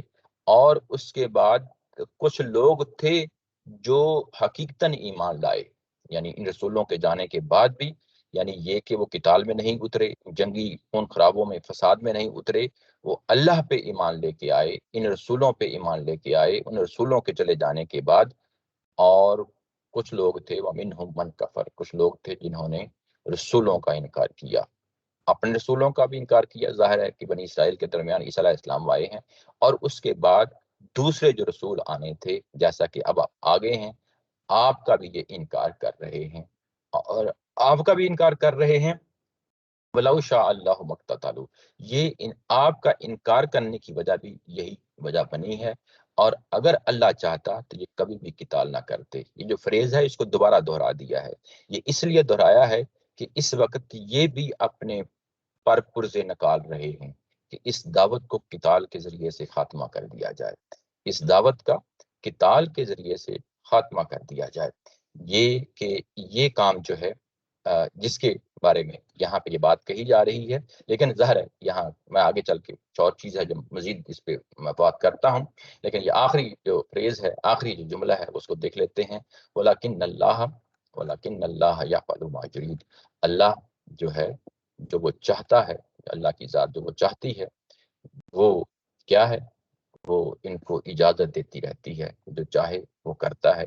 یہ لوگ جو ہے یہ جو کچھ کرنا چاہتے ہیں وہ کرتے رہیں، لیکن نیچے اگر آپ ترجمہ دیکھیں تو اگر اللہ چاہتا تو ہرگز آپ اس میں لڑتے، مگر اللہ اپنی حکمت کے مطابق جو چاہے وہ کرتا ہے، اپنی حکمت کے مطابق کرتا ہے۔ یعنی یہ کہ اللہ نے آزادی دی ہے، اختیار دیا ہے، ارادہ دیا ہے لوگوں کو، اور بعض اوقات ظاہر انسان اس ارادے کا، اس آزادی کا غلط استعمال کر لیتا ہے۔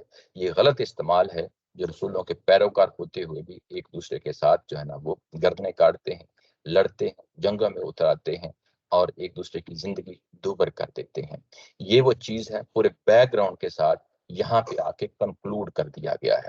یعنی جو اوپر جتنے بھی قتال اور جہاد کی باتیں ہو رہی تھیں ان تمام چیزوں کو اس پیراگراف میں آ کے کنکلوڈ کر دیا، اور آپ صلی اللہ علیہ وسلم، نبی محترم صلی اللہ علیہ وسلم کی طرف رخ کر کے یہ بات بتا دی گئی کہ جو کچھ بھی واقعات آپ بیان کر رہے ہیں حق اور سچ واقعات ہیں، اور جس طریقے سے ان کے ساتھ معاملہ پیش آیا آپ کے ساتھ بھی معاملہ پیش آنے والا ہے، مستقبل قریب میں یہی معرکہ تمہارے ساتھ بھی ہونے والا ہے۔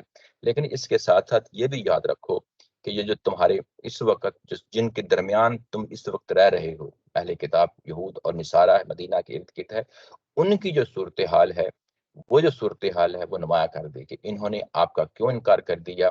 یہ جو سورہ ہے آپ جانتے ہیں یہ خاص طور پہ بنی اسرائیل کو خطاب کر رہی ہے۔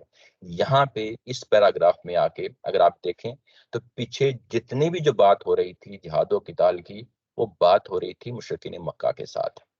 حج کرنے کے لیے جانا ہے، راستے میں رکاوٹیں کھڑی ہو جانی ہیں، اگر وہ آپ کے اوپر جنگ کو جو ہے امپوز کر دیتے ہیں، اس کے لیے جہاد کی تیاری کرو، اس کے لیے قتال کی تیاری کرو، اس کے لیے جو ہے انفاق فی سبیل اللہ کی تیاری کرو۔ اور ابھی تک جو ہے ہمیں جو ہے نا وہ لنک کر کے نہیں بتایا گیا تھا جو مقامی لوگ ہیں، یعنی جو یہود ہیں اہل کتاب ہیں ان کے ساتھ کیا معاملہ ہوگا۔ تو یہ پیچھے ہمیں جو ہے نا آیا نمبر 204 میں اگر آپ دیکھیں اور 205 میں دیکھیں تو وہاں پہ بھی یہ جو صورتحال ہے یہ اپنے پر پرزے نکال رہے ہیں بنی اسرائیل والے، یعنی جو مدینہ کے ارد گرد کا ہے۔ پیچھے جو آیا ہے اس کو دیکھ لیتے ہیں، وہ کیا ہے وہ میں آپ کو دکھاتا ہوں۔ وہ ہے اگر آپ وہاں جا کے دیکھیں تو یہ کہ یہ تو معاملہ جو ہے وہ تمہیں جانا ہے حج کے لیے، اور وہاں پہ اگر یہ صورتحال درپیش ہو جاتی ہے تو جو اس وقت جو تمہارے درمیان لوگ ہیں وہ آپ کے ساتھ جس طریقے سے باتیں کرتے ہیں وہ آپ کو بھلی لگتی ہیں، ان کی چکنی چوپڑی جو باتیں ہیں اچھی لگتی ہیں، لیکن یہ ساتھ ساتھ اللہ کی قسمیں کھاتے ہیں، یہ آپ کے بدترین دشمن ہیں۔ جب یہاں آپ سے اٹھ کے جاتے ہیں تو ان کی ساری تگ و دو جو ہے وہ زمین میں فساد پھیلانے کے لیے ہوتی ہے، کھیتوں کو غرق کرنے کے لیے، نسلوں کو تباہ و برباد کرنے کے لیے ہوتی ہے۔ وَإِذَا تَوَلَّىٰ سَعَىٰ فِي الْأَرْضِ لِيُفْسِدَ فِيهَا وَيُهْلِكَ الْحَرْثَ وَالنَّسْلَ۔ یہ جہاں آپ کی یہاں محفل سے جاتے ہیں یہ پوری پلاننگ کر رہے ہیں کہ کسی طریقے سے آپ کو یہاں پہ تیا پانچا کر دیا جائے، آپ کو یہاں پہ تباہ و برباد کر دیا جائے، ملیا میٹ کر دیا جائے۔ یہ ہے ان یہودی لوگوں کا جو ہے نا اس وقت جو مسلمانوں کے ساتھ معاملہ ہے وہ اس چیز کو نمایاں کیا ہے۔ اب یہ جو ایک ہنٹ چھوڑا تھا یہاں پہ 2004 اور 2005 کے اندر، اس کو آ کے 253 میں آ کے جو ہے نا کلوز کر دیا ہے کہ یہ جو آپ کے خلاف جو ہے نا اٹھ رہے ہیں اس کے پیچھے بھی یہی جذبہ ہے، یہی حسد ہے، یہی قتال ہے، یہی تعصب ہے۔ ہونا تو یہ چاہیے کہ یہ جو رسول آئے ہیں یہ اللہ کے ساتھ جڑنے کے لیے یہ جو ہے نا معاملہ ہوتا ہے، یعنی یہ رسولوں کی دعوت اصل میں دعوت کیا ہوتی ہے کہ اللہ تعالیٰ کے ساتھ جڑا جائے۔ رسول خود جو ہے وہ درمیان میں ہادی ہوتا ہے، گائیڈ ہوتا ہے، وہ خود یہ تقاضا نہیں کرتا کہ جو ہے نا مجھے یعنی ایک اللہ کا مقام دیا جائے، میری عبادت کی جائے، میری پوجا کی جائے۔ وہ اگر انسانوں کو دعوت دیتا ہے تو وہ یہی دعوت دیتا ہے کہ اللہ کی عبادت کی جائے، انصاف قائم کیا جائے، اپنے اندر امن اور سکون کو قائم رکھا جائے۔ لیکن جب انسان جو ہے اس تعصب میں مبتلا ہو جاتے ہیں کہ وہ اپنے ہی لوگوں کو جو ہے نا وہ جو سمجھتے ہیں، اپنے ہی تاریخی شخصیات کو سمجھتے ہیں کہ یہی وہ تاریخی شخصیات ہیں جن کے ساتھ ہم نے اٹیچ ہونا ہے، پھر اس کے بعد تعصب آڑے آ جاتا ہے، پھر اس کے بعد بڑی سے بڑی دلیل بھی سامنے آ جائے تو لوگ سرنڈر نہیں ہوتے، لوگ سرنڈر نہیں ہوتے۔ تو یہ وجہ یہاں پہ بتائی جا رہی ہے کہ یہ جو ان کا ماضی کا وتیرہ رہا ہے آپس میں قتال کرنے کا، تو اب یہ لوگ پر پرزے نکال رہے ہیں اور اسی انٹینشن کے ساتھ نکال رہے ہیں جو ان کے ہاں صدیوں سے جاری و ساری ہے۔ یہ یہاں پہ بات ہوئی۔ یہاں پہ ایک اور پہلو ہے جو میں آپ لوگوں کے سامنے جو ہے نا وہ لانا چاہتا ہوں،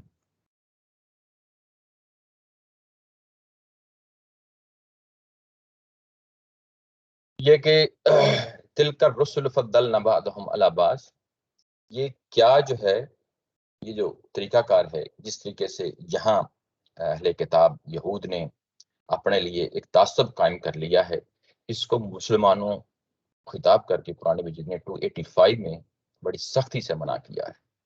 to 85 में अगर हम जाके देखें तो वहां पे ये बताया जा रहा है ला नुफर्रिकु बैना अहदिन मिन रुसुलिही, ये मुसलमानों की जुबान से कहलवाया जा रहा है कि हम अल्लाह पे ईमान लाए, अल्लाह के फरिश्तों पे ईमान लाए, अल्लाह की किताबों पे ईमान लाए, अल्लाह के रसूलों पे ईमान लाए। यूं ही अल्लाह के रसूलों की बात कही गई तो मुसलमानों से बात कहलवाई गई कि ला नुफर्रिकु बैना अहदिन मिन रुसुलिही, हम अल्लाह के किसी भी रसूल के दरमियान कोई फर्क कायम नहीं करते। हमारा क्राइटेरिया बस यही है कि अल्लाह पे ईमान लाया जाए, फरिश्तों पे ईमान लाया जाए, उसकी किताबों पे ईमान लाया जाए, उसके रसूलों पे ईमान लाया जाए। यानी ये जो बात अभी हमने पढ़ी है 253 के अंदर, इसको आखिर में जाके फिर कुरान मजीद ने मुसलमानों से करवाया है। यहाँ पे बनी इसराइल के साथ जो है ना एक तारीखी मसला हो चुका है, कहीं कल को ये तुम्हारे साथ भी ये मसला ना हो जाए, मुसलमानों को यानी इस पहलू से समझाया जा रहा है। ये एक चीज है यहाँ पे, अगर आप देखें ये मामला रसूलों के साथ है, ये मामला सिर्फ रसूलों के साथ नहीं रहता, बल्कि आगे चल के अगर आप देखें तो रसूल के साथ फिर अबू बकर सिद्दीक हैं, उमर फारूक हैं, उस्मान गनी हैं, हजरत अली रज़ी अल्लाह तआला अन्हु हैं। वहां पे अगर आप देखें तो चौथे जो हमारे खलीफा हैं हजरत अली, वहां लोग तकसीम हो जाते हैं, लोग शियाने अली कहलाते हैं, हमायत में होते हैं, मुखालफत में होते हैं। कौम फिर जो है तकसीम हो जाती है, उम्मत तकसीम हो जाती है, दो बड़े ग्रोहों में तकसीम हो जाती है। अब इन ग्रोहों के ऊपर शख्सियात हैं कोई बड़ी, वो असल में क्राइटेरिया बन जाता है। फिर जब हम इसको आगे लेके आते हैं तो फिर ये फिका के मैदान में भी चीज़ हमें नजर आती है, फिर ये हमें तसव्वुफ के मैदान में भी चीज़ें नजर आती हैं। अगर हम अपने इर्द गिर्द माहौल में देखें तो वहां पे कई एक जो है ना फिर वारियत के नाम से जमातें बनी हुई हैं, ग्रोह बने हुए हैं, उन सब के ऊपर कुछ शख्सियात हैं। तासुब की बुनियाद पे जब मामला कर ले तो ये एग्जैक्टली वही तासुब का मामला यहाँ पे जो बताया जा रहा है वही बन जाता है।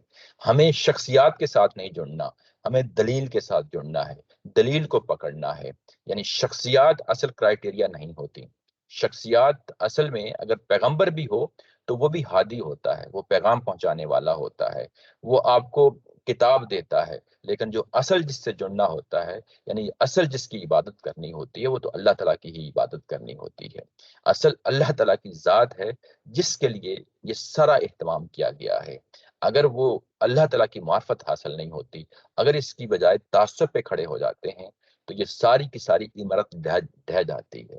ये सारा का सारा जो है ना, ये जो कुछ भी हमारे सामने तसव्वुर होता है उसकी नफी हो जाती है। ये एक पहलू है जो मैं आपके सामने रखा, दूसरा दो पहलू रख दिए।